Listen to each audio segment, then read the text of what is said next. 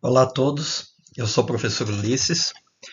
Estou aqui a convite do comandante Farinaso, do canal A Arte da Guerra, para justamente falar de um episódio muito pouco lembrado na historiografia militar, pelo menos aqui no Brasil, que é a campanha militar da Itália. A campanha militar da Itália, ela tem algumas características que nos aproximam de nós brasileiros. Até porque foi o cenário de combate da Força Expedicionária Brasileira, tá? Onde a cobra fumou. Então, assim, deixa eu me colocar aqui, me apresentar para vocês. Eu sou professor de História, hoje também diretor de escola na Prefeitura de São Paulo, mas também um estudioso da Segunda Guerra Mundial, das guerras em si, mas da Segunda Guerra Mundial mais especificamente. Sou autor de 3 livros. O primeiro aqui é Gladiadores do Céu. Tá? O livro Gladiadores do Céu conta a história de um piloto alemão ao final da Segunda Guerra Mundial, mostrando realmente a situação toda do caos em que a Alemanha estava vivendo e até a situação própria de um combatente alemão nesse cenário de caos. Tá? É um livro muito bem escrito, que é um respeito ao leitor, dá um contexto muito bom para você entender esse cenário do que está acontecendo, ok? Então tem um embasamento histórico muito forte. Tá? Até pela minha formação não poderia ser diferente. Meu segundo livro é o Fibra de Herói.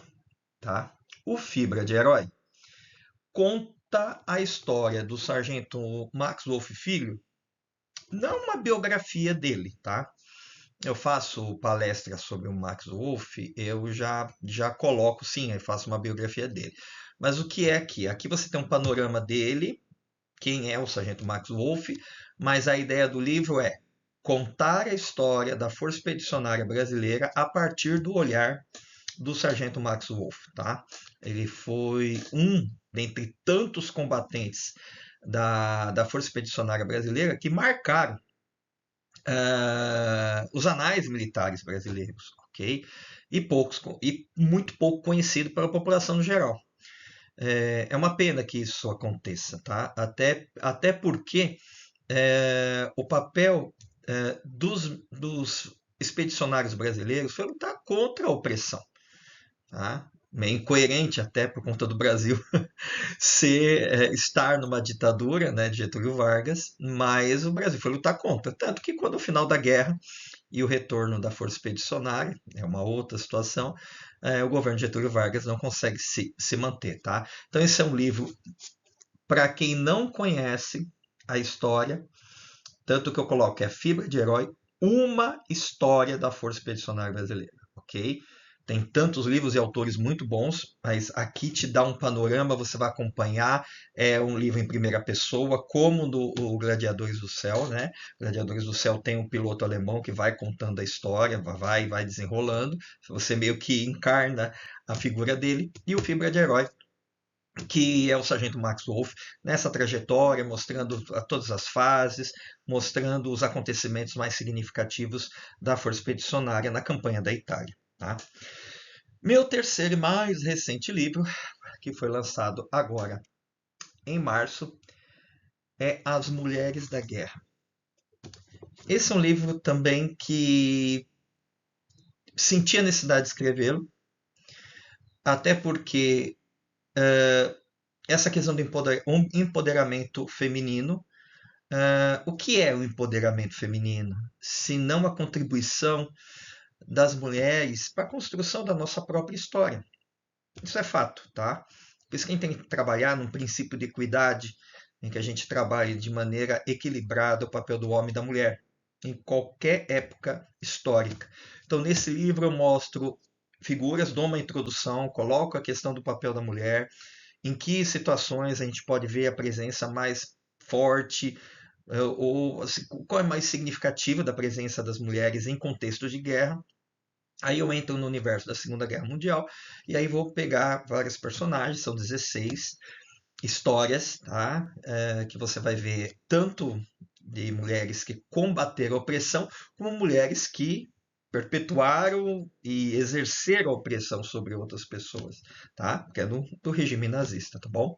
Quem tiver interesse nos livros, Mulheres da Guerra, Fibra de Herói e Gladiadores do Céu, pode entrar em contato comigo, ou pode acessar o meu site, www.ulyssesescritor.com.br. Lá é só clicar no livro, você vai ser direcionado para o meu WhatsApp e a gente conversa, tá bom? Esses dois livros, o Gladiadores e o Fibra, eles foram lançados pela editora Albatross, tá? O Mulheres da Guerra foi um lançamento independente em que eu tive uma contribuição das pessoas para a publicação, muito grato, tá? Todos que contribuíram para que o projeto saísse do papel, né? Receberam seu exemplar. E está tendo uma venda muito boa. Bom, então vamos lá. Então. A campanha militar da Itália. Poucas pessoas têm a real noção das perdas aliadas na campanha da Itália.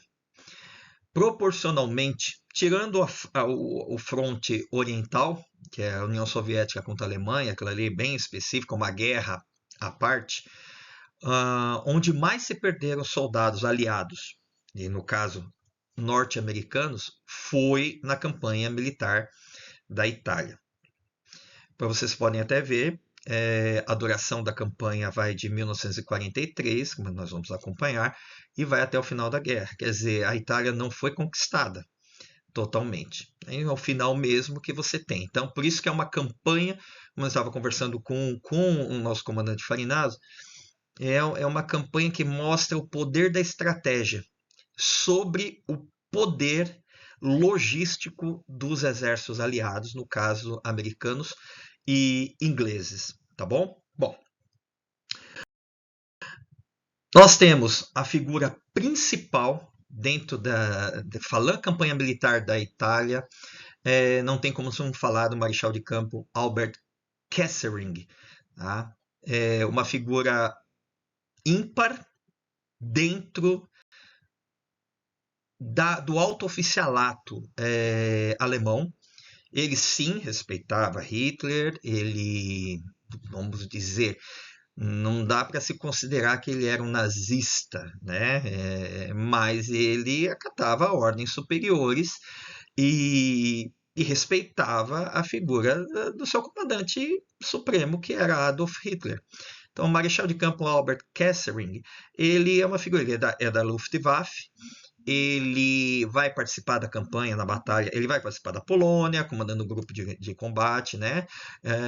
Vai participar da Batalha da Inglaterra, vai participar também, tudo na Luftwaffe, vai participar também da campanha contra a União Soviética no seu início, e depois ele vai ser realocado para o cenário de guerra do Mediterrâneo, né, em que ele vai coordenar as ações envolvendo todo o cenário do Mediterrâneo, tá?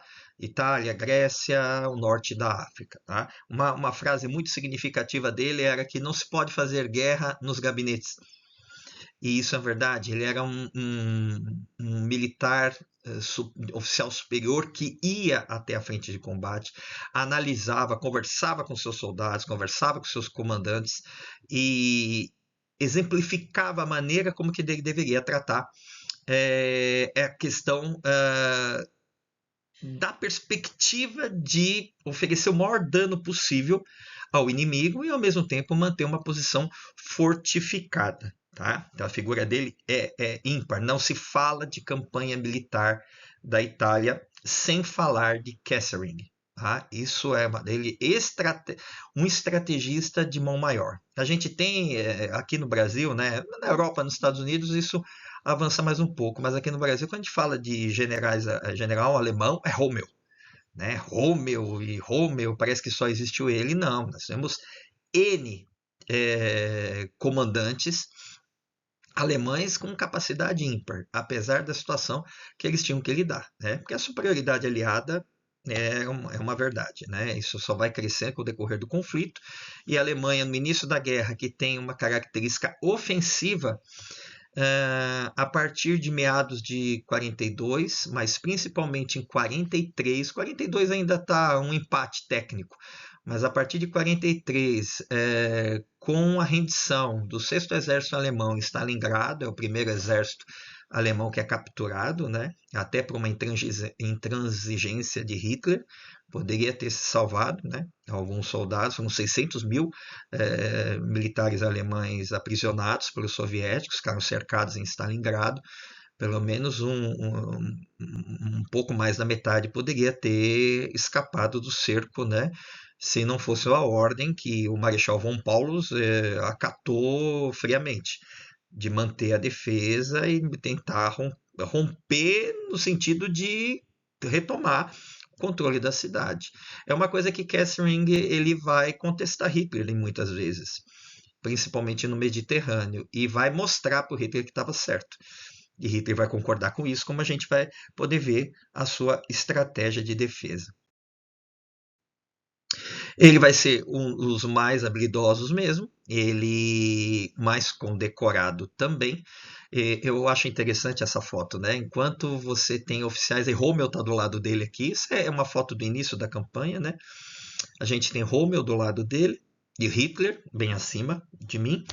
E Kesselring não faz a saudação nazista, né? Ele faz a continência militar regulamentar.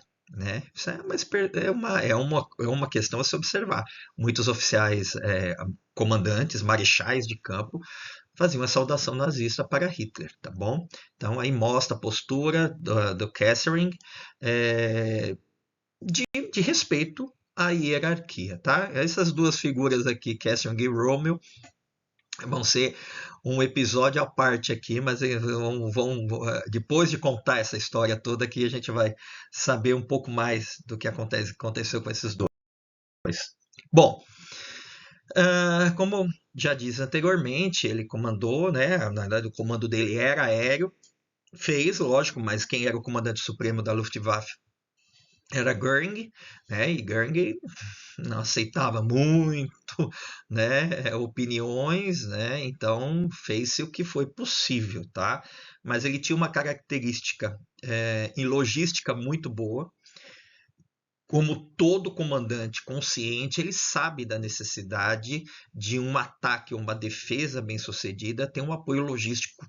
Sem o apoio logístico, sem suprimentos, sem alimentos e suprimentos bélicos para a tropa, dificilmente você consegue fazer um ataque ou uma defesa bem-sucedida, né? Ele tinha as táticas que resultavam em sucessos, tá? Comprovadamente, tá? Então ele era um excelente militar. Olha só, ele era um oficial da Luftwaffe, da Força Aérea Alemã. E ele acabou assumindo um papel como se fosse comandante da Wehrmacht, ok? E uma coisa de todos os oficiais que são alemães, são carrancudos, são, né? A fisionomia dura, ele sempre tinha esse sorriso aí, como vocês podem ver, né? Tanto que coube a ele o apelido de Albert, ou Albert Kesselring, o sorridente, né? Ele era agradável, né, aos seus comandados. Era uma característica dele, né? Ele sempre fazia piada com as situações que ele passava. Bom, novamente, aqui nós temos Kesselring e Rommel, no norte da África. Aqui estão os dois aqui conversando, mas não foi uma relação muito tranquila, né? Rommel não acatava as ordens. Na verdade, aqui Kesselring é superior a Rommel. Ele é o chefe do Mediterrâneo e Rommel está na campanha da África, né? Então, toda a área do sul do Mediterrâneo, da Europa e norte da África, está sob responsabilidade dele, né? É muito complicado, né? Ele teve que lidar com um comando italiano que sim, pautava por certa incompetência, sim, não sei se faltava também ânimo por parte dos soldados italianos, não posso dizer que eles não eram bons combatentes, muito pelo contrário, se a gente fizer uma análise da participação dos italianos em diversos combates, eles mostraram muito valor, mas sem estratégia não adianta ter valor. Esse é um dos mitos da Segunda Guerra Mundial, né? Que as tropas italianas não fizeram diferença. Fizeram, mas elas nunca tiveram uma participação ativa, um comando independente. As tropas italianas sempre estavam subordinadas ou agregadas a uma ação militar alemã. Quando houve uma questão independente, né, tanto na Etiópia, né, na época Abissínia, que eles tomaram uma canseira danada para poder tomar essa região da África, e quando eles atacaram os Balcãs, né, a Bulgária e a Grécia, independentemente do apoio alemão ou avisando o próprio Führer, né, eles acabaram tomando um sacode. E aí Hitler teve que intervir nos Balcãs às vésperas da invasão da União Soviética. A questão é que ele não deveria, é porque ele teria que estar focado na União Soviética. Independente de qualquer coisa, os Balcãs era um ponto estratégico importante. Ficaria sendo um ponto da retaguarda alemã complicada. De repente, um ataque aliado nessa região exporia o flanco do exército alemão durante a invasão da Rússia. Tá? A gente fica muito de si. Existem erros estratégicos, sim. É que quanto mais territórios você vai conquistando, mais você divide sua força. Você tem que manter soldados ali para manter a posição daquelas regiões conquistadas, né? Lógico, houve uma retirada de soldados para a invasão da Rússia, da União Soviética, para poder atacar os Balcãs, né? Claro, isso é óbvio, tá bom? Ele vai, o local, o Mediterrâneo do Sul vai ser o local onde vai ter o maior presença aliada. É a tentativa dos aliados de fazer o revés contra as forças do eixo. Então, vai ter a invasão, né, da África, a Operação Tocha, né, vai atacar. Então, ele tinha que lidar com toda essa situação, que iminentes riscos de invasões das tropas aliadas ao cenário que ele está comandando, tá? E a resistência de Rommel, que era teimoso, muito teimoso, tá? Ele era intempestuoso, tinha estratégias relativamente inovadoras também, conseguiu muitos sucessos no norte da África, apesar da logística não estar tão garantida assim. Por isso que vai ser o grande foco de Catherine, como a gente vai ver depois nos mapas, era tomar Malta, a Ilha de Malta. A Ilha de Malta fica próximo da Sicília, fica entre a Sicília e o norte da África, entre a Tunísia e Sicília. E era para onde ia o reabastecimento das tropas do Afrika Korps. Estava sob o comando de Rommel. E Catherine queria dominar essa ilha. E Rommel ficou falando que não havia necessidade nenhuma. As tropas que eventualmente seriam utilizadas para a invasão de Malta, da ilha de Malta, deveriam ser empregadas no Afrika Korps. Hitler acata isso e aí são tentativas esporádicas, bombardeios à ilha de Malta para tentar enfraquecer um pouco, mas vai ser o grande entrave, né, das forças do eixo ali. Todo o reabastecimento do Afrika Korps vai ser prejudicado pela presença da aviação aliada, no caso aí, principalmente inglesa, saindo da ilha de Malta e afetando os comboios que estão indo lá levar suprimentos para o Afrika Korps.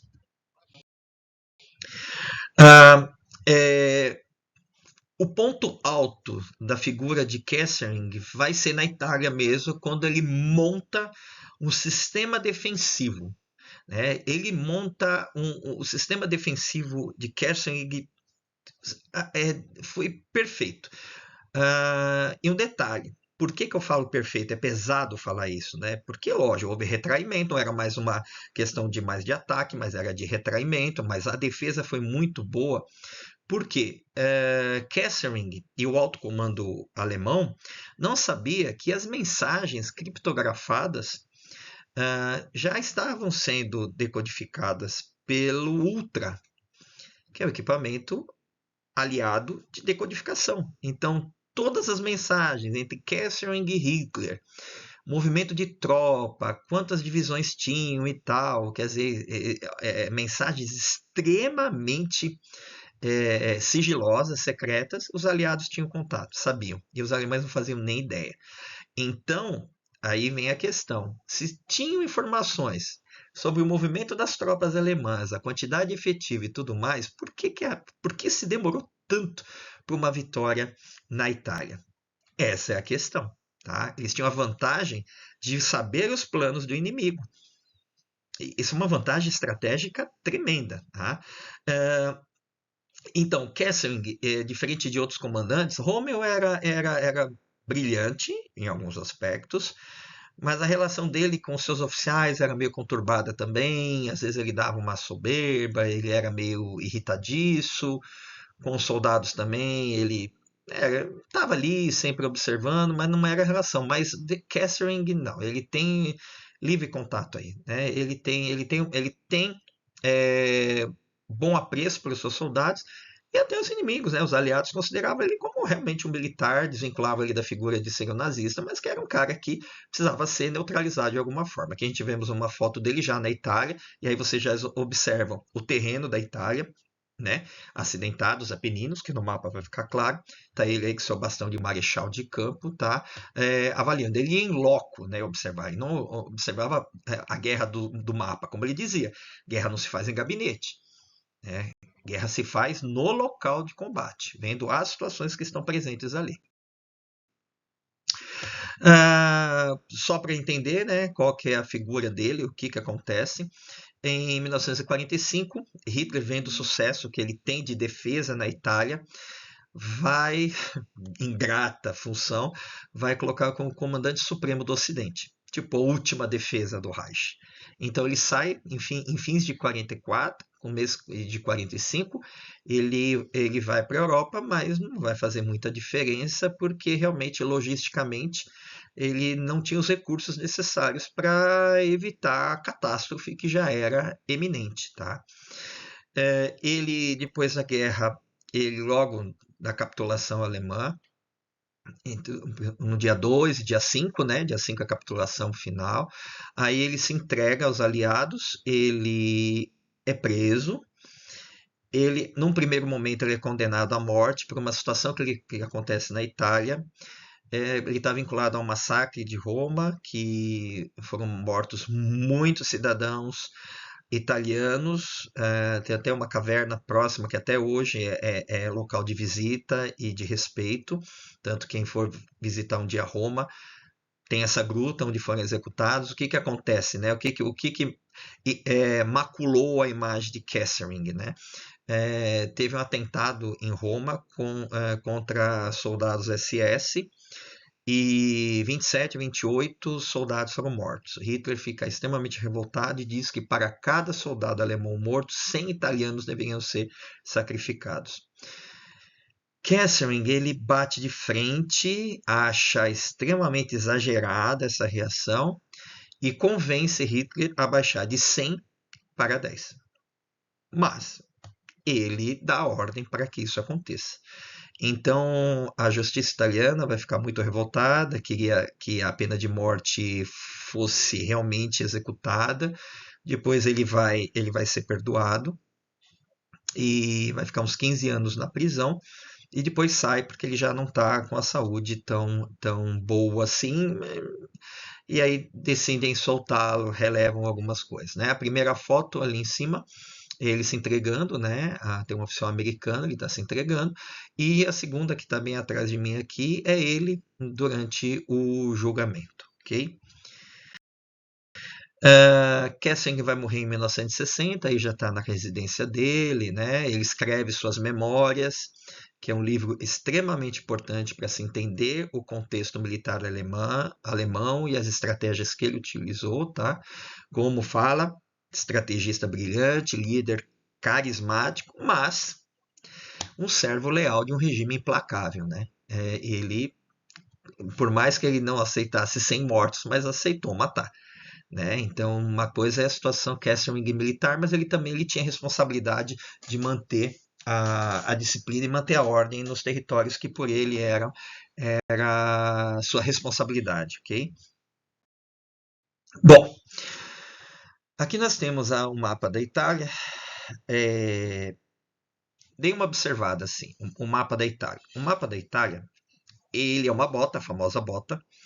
Ela é cortada, se você olhar de norte a sul, pelos Apeninos. É uma cadeia de montanha que rasga até a bota, a ponta da bota. Tá? Então, são elevações que garantem um sistema de defesa positivo. Né? Quando você tem na estratégia militar, quem está na defesa sempre tem a vantagem. Por quê? Porque quem tem que avançar para tomar uma posição é quem está atacando. Então ele se expõe muito mais aos perigos, aos ataques, né, aos contra-ataques dos defensores. Então as perdas são bem maiores. Então você não precisa necessariamente ter um efetivo enorme para poder fazer defesa em posições de elevação, né, onde eu tenho áreas que são vantajosas para quem está defendendo o terreno. Tá? Então, por isso também é uma explicação de quanto foi difícil para os aliados vencer toda essa estrutura defensiva, independente ainda de ter, se você olhar do lado direito da bota, você tem uma planície, do outro lado também tem a parte litorânea. Então, nós vamos ter algumas questões aqui, tá? Quando nós vamos ver no mapa, mas deixa eu dar um contexto. Quando há a invasão da Itália, principalmente da Afrika Korps perde, os aliados invadem a Sicília. A ideia de Hitler é fazer a defesa no norte da Itália, e vocês podem ver ali na parte de cima, nós temos os Alpes, e os Alpes seriam a defesa, a região norte. A região norte seria a defesa, dali os aliados não passariam. Era a ideia inicial de Hitler, de falar assim, as tropas todas vão retroceder, todas, e vão defender o norte da Itália, na região dos Alpes suíços. Kesselring é contra. Ele acredita que tem que se oferecer uma resistência abaixo de Roma, mais para o sul, entre o centro-sul, e manter os aliados ocupados por o maior tempo possível. Tá? Seria meio temeroso. Mas tem uma outra situação também, que Hitler determinou, ele chegou a determinar isso, que Kesselring tinha que retrair todas as tropas ao norte da Itália e se sujeitar ao comando de Rommel, que já, né, marechal de campo também, e que ele estaria no comando da defesa. Mas Kesselring fez de tudo para evitar isso. Ele não queria ficar sob o comando de Rommel, ele já tinha dado treta entre os dois. Então ele não queria ficar sob o comando de Rommel. Então ele mostrou uma outra estratégia para Hitler, que resistiu, mas ele foi mostrando a questão do sucesso da sua defesa, das suas linhas de defesa, que garantiu que Hitler apoiasse a ideia e falasse, não, continua e vamos manter aí nesse sistema defensivo. Bom, a Itália, isso é importante agora, vamos lá, o pessoal que quer entender. Você sabia que o Mediterrâneo estava, o norte da África já tinha sido perdido, né? Então, aonde seria a invasão aliada, né? Que estava iminente. Se já depois da conquista do norte da África, era claro que inevitável você ter um avanço aliado no sul da Europa. Então, 3 pontos principais. Preocupação de uma invasão na Grécia, preocupação numa invasão na própria Itália e a preocupação de uma invasão no sul da França.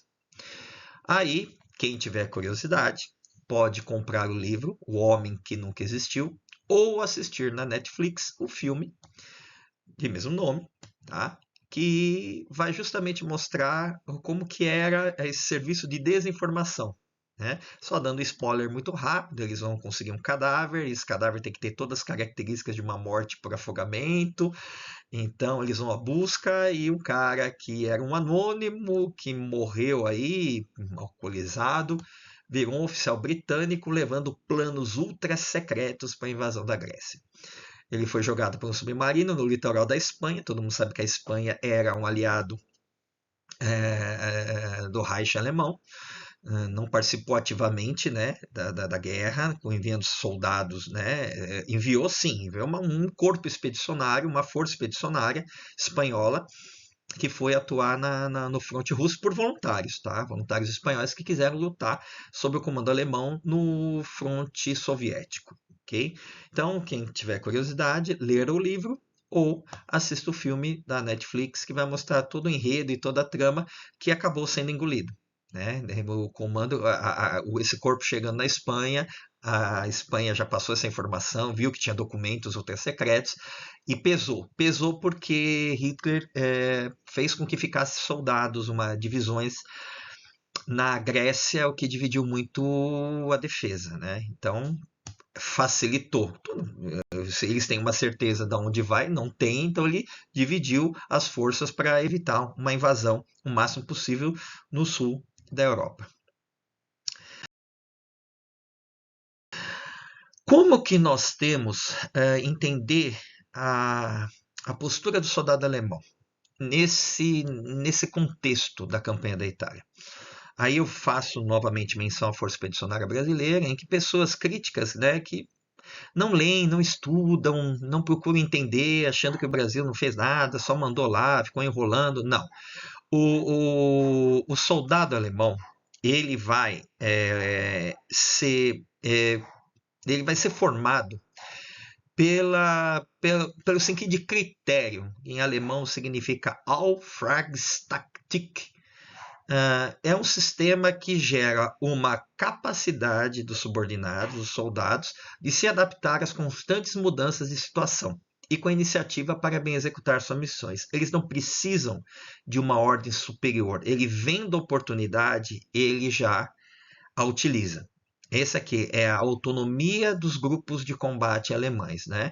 Então, perder um superior, o outro já na sequência assume e tal, como toda a lógica militar. Mas assim, um ataque não precisava ser restrito a vamos mandar um rádio e tem que autorizar, não. É como se fosse você sabe a missão e você tem muita autonomia para fazer cumprir. Tanto que a lógica da Auftragstaktik é a concepção de que o subordinado ele inove, ele raciocine a situação que ele está em combate, no campo de batalha, mesmo correndo o risco de errar, ele vai agir, tá? Sem esperar com que o superior determine isso. E isso a gente vai perceber muito na defesa da Itália. As tropas alemãs estão numa posição defensiva, não de ataque. Mas, por conta dessa política, de formação de soldado alemão, toda vez que se perdia uma posição na Itália, e isso é um problema para os brasileiros, quando eles tiveram o primeiro contato com o alemão, né? Quando eles acabavam de perder o terreno, perdiam uma posição, não demorava muito para ter uma reação de um pelotão, né? Para poder retomar aquela posição em que um exército sem esse tipo de iniciativa é pego de surpresa, né? Esse é um dos grandes problemas no início dos combates da FEB, né? É uma situação que quando retomava, né, a iniciativa, os soldados alemães eram extremamente eficazes, né? Eles poderiam não conseguir manter, mas causavam um desequilíbrio ali, tá? O objetivo, como nós falando, na campanha da Itália não é mais dominar terreno, é manter o máximo possível e retomar posições perdidas também na medida do possível. Aí a fala do Kesselring, né, que a retirada em combate, ele falando, retirada em combate, ponham em linha de batalha a partir da retaguarda e dos flancos. As reservas em marcha rumo ao sul, cerrem as brechas entre as várias unidades e construam os flancos dessas. Quer dizer, eu vou retraindo, fecho as brechas, tomo cuidado com os flancos, a minha retaguarda, né? Essa fase, entretanto, não deve continuar até que a linha dos Apeninos, a linha gótica, que vai ser no norte da Itália, onde vai atuar a Força Expedicionária Brasileira, tenha sido alcançada. É o último ponto de defesa é a linha gótica, justamente onde os brasileiros vão atuar. Mas, após as grandes formações em crise terem sido reordenadas, parem e concentrem-se em suas posições defensivas, tão ao sul quanto possível. Tá? Então, eram as ordens dele. Então, vamos manter. Dá para retomar, vamos retomar, mas cuidado, vamos retraindo, fechando o flanco para não passar o inimigo e cercar, pegar pela retaguarda e cuidado com os flancos, né? Você tem uma faixa litorânea, você tem onde os aliados têm a vantagem maior. É incrível, mas os alemães eles atuaram na campanha militar da Itália sem apoio aéreo. Sem apoio. O Luftwaffe estava preocupado agora em proteger o Reich. Tem a força de defesa do Reich. Os bombardeios aliados não param, continuam. Quem quiser entender isso, assista também na Amazon Prime, Mestres do Ar. Esse aqui conta a história, né, do 100º grupo lá de bombardeiros americanos. E vocês vão ver a intensidade dos bombardeios, então toda a Luftwaffe tá focada nisso. Então, os aliados tinham supremacia aérea. Isso é o mais problemático. Quer dizer, eu tenho um material superior, não superior, mas em quantidade superior. Eu tenho os soldados em quantidade e tenho apoio aéreo. Eu tenho domínio, eu tenho supremacia aérea. Então, é complicado algumas coisas na campanha da Itália. E aí, por conta justamente disso, tem também outra fala famosa de Kesselring, que é: se eu tivesse os recursos dos aliados, teria tomado a Itália em uma semana. Brincadeira, realmente, eu não duvido. Se tivesse toda a estrutura que os aliados vão ter, com certeza. Com certeza. Depois de ler tudo sobre ele, não há dúvida quanto a isso. O cara se ele tivesse as condições, ele faria mais, ele conseguiria retomar. Bom, aqui estamos na Itália. A imagem aqui a Alemanha ainda tem o domínio do continente aqui, toda a área da Itália. Você tem Córcega, você tem Sardenha ali no norte, a Sicília, e o Africa Corps tentando ainda manter posição na Tunísia, tá? No norte da África, o último ponto de defesa, tá? Mas que não vai demorar muito para ser tomada pelos aliados, que estão em flanco ataque. Dá uma olhadinha aqui embaixo, você olha aqui a Sicília, embaixo, onde tem a águia nazista, você olha, está Malta, é uma ilha pequena. Então, essa ilha era um ponto estratégico importante que Kesselring queria tomar, porque era a partir daqui que saíam os navios e saíam os ataques aéreos aos comboios que saíam da Sicília para a Tunísia, para reabastecer o Africa Corps. Então, Kesselring achava extremamente importante tomar a ilha de Malta. Só que Rommel convenceu Hitler do contrário. Bom, a gente vai ter a invasão aliada no norte da África e, e aí você vai ter o recuo, né? Você vai ter o Africa Corps sendo derrotado. Aqui que é um detalhe. Rommel já está na Europa, tá? Ele estava meio adoentado, tal. A grande questão que nós temos aqui é que não se perdeu mais soldados do Africa Corps por uma intervenção de Kesselring. Mesma lógica de sempre. Hitler falando tem que lutar até o último homem, tem que manter a posição, mas Kesselring, a contragosto de Hitler, conseguiu evacuar uma relativa quantidade de soldados do Africa Corps, né? Os retraiu para Sicília por conta própria, tá bom? Porque já era perda, estava clara com as tropas americanas e inglesas. Então ele consegue não perder totalmente, né? Mas mesmo assim foram quase 300 mil soldados do eixo, né? Italianos e alemães que se fizeram prisioneiros ali com a derrota no norte da África. Aí a gente vai ter no dia 10 de julho de 1943 o ataque à Sicília. As tropas inglesas vão pelo sul da ilha, as tropas americanas, aí tem Patton, já entra na história aí, Montgomery, né, os dois já vão começar a se bicar, eles fazem incursão pelos flancos e que as tropas de Montgomery deveriam seguir até Messina, pelo sul, achavam que ia ser rápido, mas não. E aí o que acontece? A tropa americana, né, o comando de Patton, ele meio que desconsidera muitas ordens e vai direto até Palermo, atravessa a ilha. Qual a situação aqui de defesa da Sicília? Os alemães de Kesselring queria deixar a defesa, queria não, deixou a defesa da Sicília por conta das tropas italianas. Ele dizia agora, ó, quem está sendo atacado é o seu país, então quem vocês têm que defender. Lógico, tem tropas alemãs na Sicília, mas não em grande quantidade. Ele até pensa que se deixar que as tropas italianas rechassem a presença aliada na Sicília, é uma questão da moral, né, para as tropas italianas. E vai ser o contrário, né? Na realidade, vão ter milhares de soldados italianos cansados dessa guerra que vão se render à mínima vista aí. Só os soldados alemães que vão manter uma situação mais firme ainda.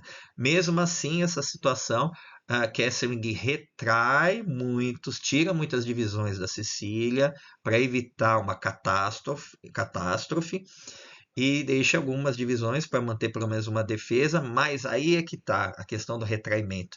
Também Hitler envolvendo, querendo que fosse defendido de qualquer maneira, Kesselring convence de fazer a retirada da Sicília.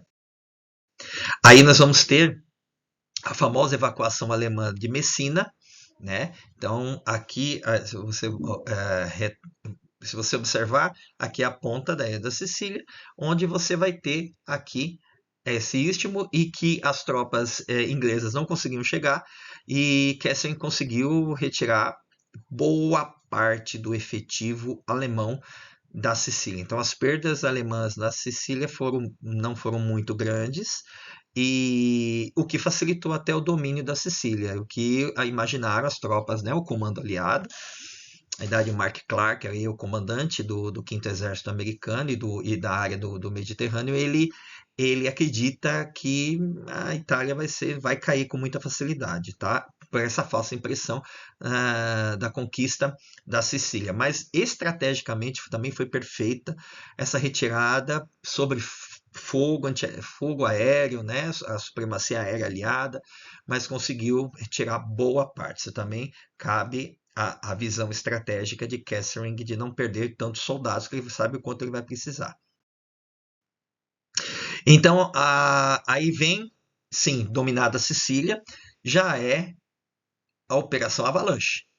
A Operação Avalanche é a invasão da Itália continental.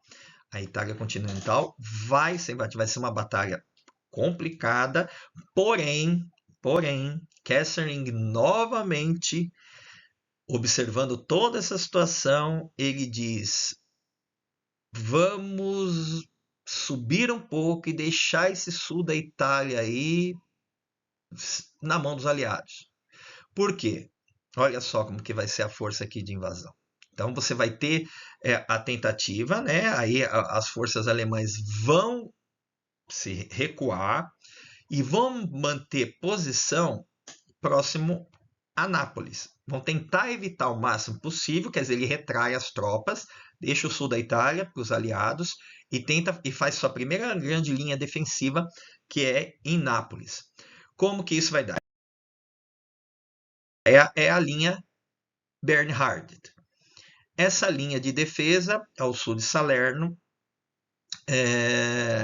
que tenta manter Nápoles o máximo possível, porque Nápoles é um porto importantíssimo da Itália e que, por ordem de Hitler, não era para ser deixado para trás. E Kesselring concorda com isso, ele vai tentar minimizar a chegada, né? Vai tentar atrasar, no caso, vai tentar atrasar a chegada dos aliados ali até Nápoles, ok? A tentativa, é uma batalha que vai demorar quase 20 dias, quase mais de 15 dias. Então, quebrar essa linha de defesa alemã não vai ser fácil. Aqui já nós damos um zoom aqui nessa linha de defesa, tá? E aqui a gente vê, bom, qual que é o grande objetivo dos aliados? Chegar em Roma, tá lá no norte. Então, a primeira linha, depois que a linha Bernhard, ela cede. Então eles Kesselring deixa Nápoles, tenta destruir o máximo possível o porto, mas é que fala, a logística dos aliados americanos, o dinheiro, vai fazer com que ele consiga o máximo possível fazer funcionar o porto novamente. E os brasileiros vão fazer uso disso quando eles chegarem. Tá? Eles vão chegar primeiro em Nápoles. Bom, então qual que é o grande estorvo aqui? Então nós temos duas linhas de defesa, a linha Gustavo, e aí o ponto principal aqui é, né, você sempre vai ter a oeste tropas do 5º Exército e a leste nós vamos ter as tropas do 8º Exército Inglês. O grande entreveiro aqui é Cassino, Monte Cassino. É difícil, nós vamos ver uma batalha que vai demorar muito, muito, muito. Tanto que para romper essas duas defesas aqui, vão de novembro a maio de 44. Tá? Os americanos vão tentar quebrar isso daí, tentar quebrar essa defesa, invadir do Anzio em 22 de janeiro de 44, para tentar enfraquecer, mas só que assim, a defesa alemã vai ser extremamente eficaz, quase empurrando eles de volta para o mar, mas por conta de não ter as condições necessárias para fazer isso, os aliados vão a ponto, vão ganhando terreno, mas sofrem extremamente. Então, porque você vê em janeiro de 44, mas a batalha está aí até maio, tanto que eles só vão tomar Roma no dia 4 de junho. Olha a proximidade de Anzio de Roma, eles não conseguem avançar. Tá? A linha Hitler, né, que é a linha de defesa, que depois muda-se o nome para a linha César, que é a última defesa de Roma, né, essa última defesa para não se chegar em Roma, ela vai ser o auge da estratégia. Por aí você já vê como os alemães eles conseguiram montar fortificações, se aproveitar da questão do terreno contra os atacantes aliados, ok? No dia 22, quebra-se, né? A linha Hitler ela é criada quando chega em Anzio, ela é criada porque você tem uma tropa já aliada aqui e em Anzio, e aí, obviamente, que é preciso fazer uma nova. Isso não quer dizer que a linha Gustave caiu, não, ela não caiu ainda. Tá? Então, ela ainda está sofrendo pressão aliada, mas agora, por essa invasão principalmente norte-americana, em Anzio, você tem a criação da linha César, que é a linha de defesa de Roma, ok? Que é para evitar o máximo possível que Roma caísse nas mãos dos aliados. Então, o exército alemão sobe novamente. Aqui, ideia, só para entender a Batalha de Monte Cassino, a gente também não pode, né? A Batalha de Monte Cassino deve ser uma live apenas para isso, um vídeo só para a Batalha de Monte Cassino. A gente tem, a batalha vai durar para tomar Monte Cassino de 17 de janeiro a 18 de maio de 44. Monte Cassino está onde está a área nazista, lá em cima, até onde tinha a abadia, hoje foi reformada, foi bombardeada, tal. E aí a cidade de Cassino. Perdas absurdas. 50.000 baixas aliadas e 20.000 baixas alemãs. O que é baixa? Baixa não é morte. É morte e feridos. Quer dizer, o cara que não consegue mais lutar, porque morreu porque está ferido. Tá? Então, olha só como que a vantagem do defensor sobre o atacante, tá? Pelos próprios números que estão colocados aqui. Então, assim, depois vai ter uma má interpretação. Olha, Monte Cassino, a abadia de Cassino, vou mostrar a próxima foto. Aqui está a abadia, né, de Monte Cassino. Os aliados, Mark e Clark, então, achava que a abadia estava repleta de soldados alemães. A defesa alemã era dentro da abadia. Mas não. O alto comando alemão e Kesselring, muito pelo contrário, proibiu que qualquer soldado alemão e que qualquer equipamento militar alemão fosse instalado na abadia. Ainda ajudou a Igreja Católica a retirar obras de arte, colocar em um local mais seguro, porque é uma zona de combate, né? E ele nas cercanias, tá bom? Não era um local defensivo alemão. A elevação, sim, a abadia, não. Na cabeça do comando aliado, a abadia era o local onde os soldados alemães estavam lá intocados. Então, a grande decisão, péssima decisão, como tantas outras dos aliados na Segunda Guerra Mundial, foi o bombardeio de Monte Cassino. Sem falar nada com Papa, com nada. Pô, vamos bombardear, os B-17 vieram. jogaram toneladas de bombas, erraram a maioria das bombas, acabaram. Na realidade, olha a lógica: nenhum soldado alemão morreu em Monte Cassino por conta do bombardeio aliado. Morreram 230 civis italianos que, justamente quando o bombardeio, correram para a abadia. E lá encontraram seu túmulo. A não ser que estavam mais no subterrâneo da abadia, conseguiram sobreviver. E aí destruíram totalmente. Isso é um erro assim ao patrimônio histórico, isso é um erro gravíssimo, e não teve nenhuma situação militar válida. Muito pelo contrário, após o bombardeio da abadia, o que aconteceu? Justamente os escombros, com escombro, acabou. Aí os alemães tiveram a autorização de Kesselring a nos escombros, nas ruínas da abadia, montar sua posição defensiva. Aí, filho, o que era para enfraquecer a posição alemã, fortaleceu. Um pouco do que a gente vê em Gaza. Se você bombardeia, destrói prédio, destrói tudo, escombro para todo lado, a vantagem é para quem está ali naqueles escombros, e quem está entrando está na desvantagem, você não sabe onde o inimigo está. Então os alemães conseguiram a muito custo manter, claro, meses, mantendo a cidade de Cassino e Monte Cassino como um ponto importantíssimo, né? Da região, justamente o caminho para Roma, né? Caminho para Roma. E aí nós vamos ter que vocês veem ali, tem um cemitério, não tem aquela cruz ali, logo ali no morro. A gente tem um museu ali do segundo corpo de exército polonês, né? Os poloneses teve marroquino, americano, inglês e polonês, né? E francês livre, né? Atuando aí na tentativa de tomar um Monte Cassino, mas quem levanta a bandeira lá consegue eliminar a última resistência alemã, que já tinha retraído, tanto que quando eles tomam lá só tem ferido alemão, que é o que não deu para sair fora, aí deixaram os feridos lá, para os aliados cuidarem deles. Então foi uma vitória, mas os alemães novamente conseguiram tipo ceder o terreno, mas o mantiveram o máximo possível, tá? Então lá tem um cemitério dos poloneses que foram mortos também, quem tiver oportunidade de conhecer, Monte Cassino.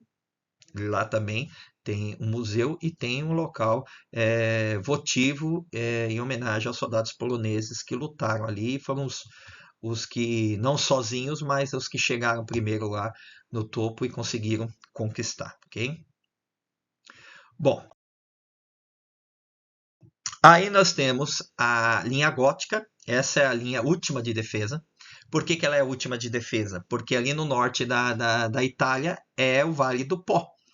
O Vale do Pó é uma planície.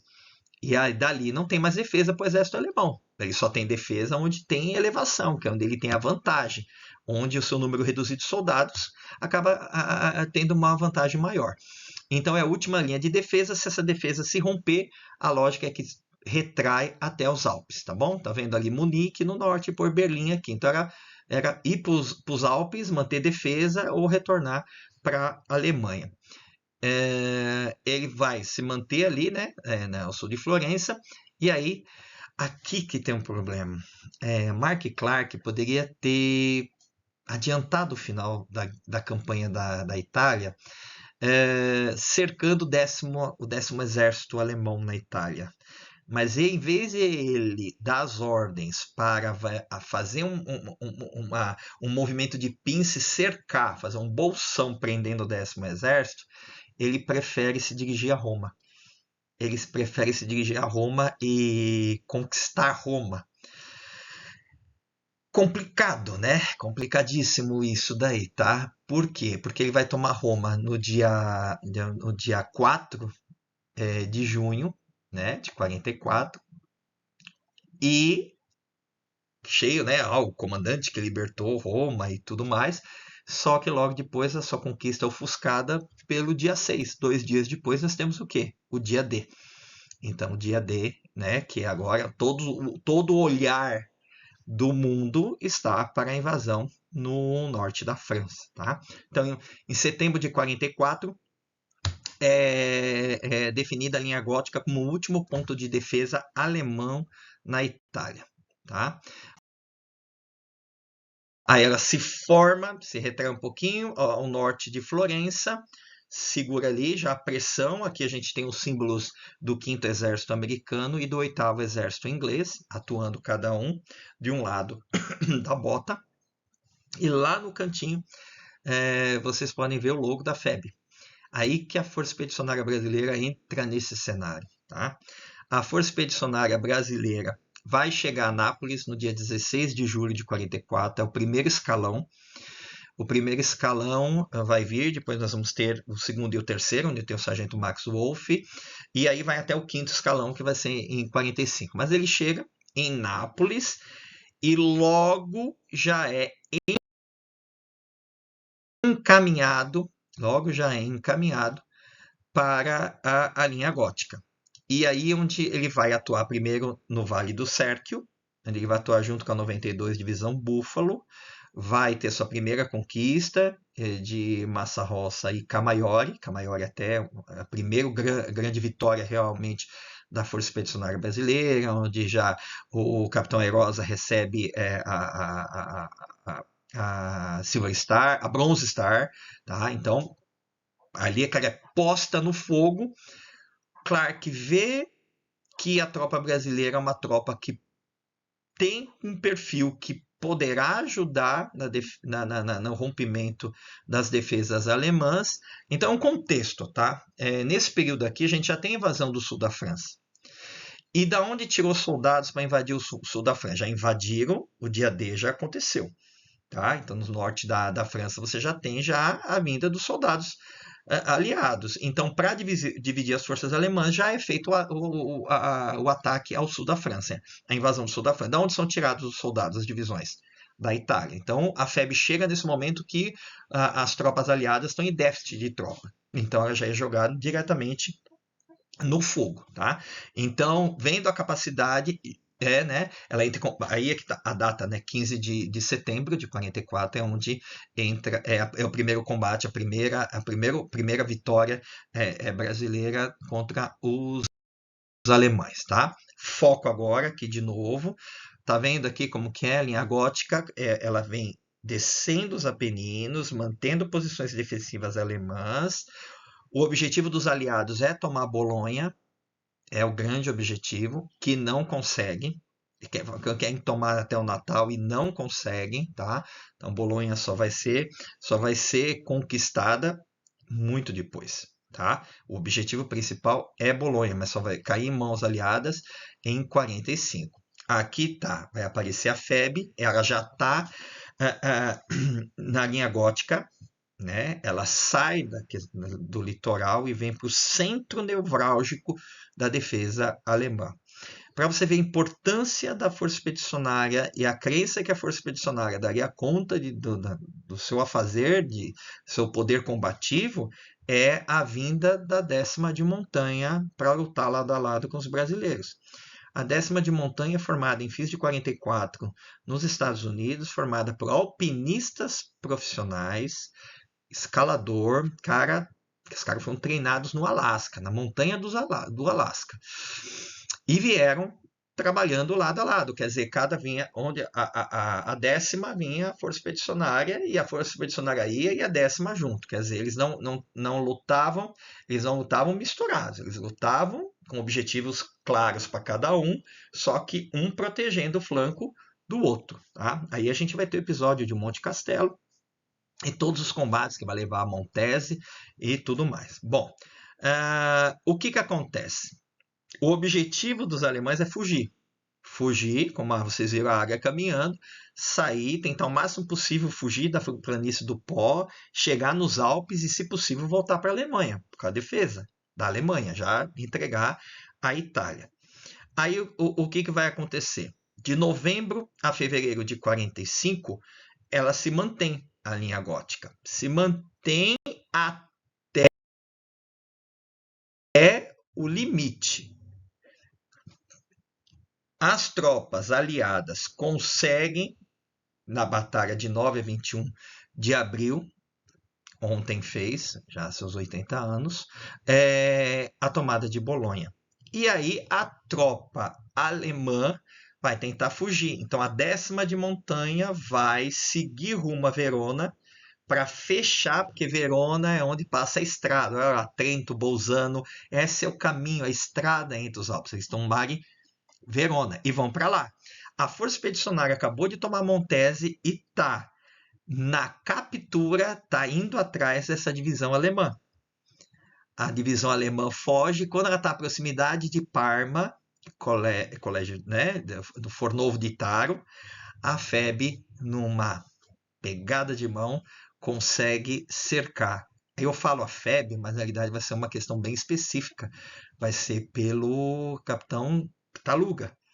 O capitão Pitaluga é o comandante do esquadrão de reconhecimento da FEB. Ele com os Greenhound, Greenhound, que são os blindados brasileiros, né, blindado aberto, ele faz um jogo de mão muito. Ele é o truco brasileiro, ele joga o blefe, ele consegue cercar a saída ali próximo de Parma, em Colecchio, e faz entender os alemães que eles estão cercados pelas tropas brasileiras, né? Mas teve combate, tivemos mortos, tá? Foi uma, né, ataque foge e tal, os alemães ali retraindo tal, até o ponto que o comandante alemão, né, o Freder Pico, ele vê que não tem condição, tá, de manter, e ele acaba se rendendo às tropas brasileiras. É a grande vitória final brasileira, uma divisão alemã inteira se rendendo para os brasileiros.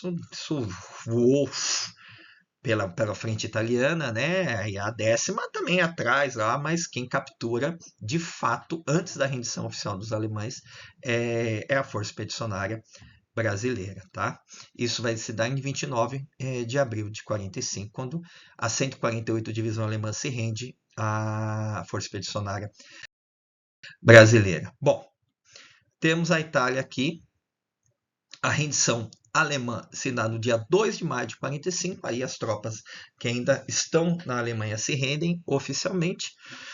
E temos o fim da campanha militar da Itália. Uma campanha longa, sangrenta e que mostrou o valor de tropas. O general Mark Clark, ele vai responder depois perante o exército, durante o Senado americano, vai responder numa CPI sobre a quantidade de mortos americanos na campanha da Itália, que foi maior do que qualquer outra campanha americana na Europa ou na Segunda Guerra Mundial, tirando a Guerra do Pacífico, ok? Bom, espero que vocês tenham gostado do vídeo, tá? Agradeço ao comandante Farinaso a oportunidade, tá? E dúvidas, mandem para o comandante, e aí nós poderemos fazer depois alguma outra exibição, tá? Não se esqueçam de comprar meus livros, Gladiadores do Céu, Fibra de Herói e o mais recente, As Mulheres da Guerra, tá? Muito obrigado e até mais.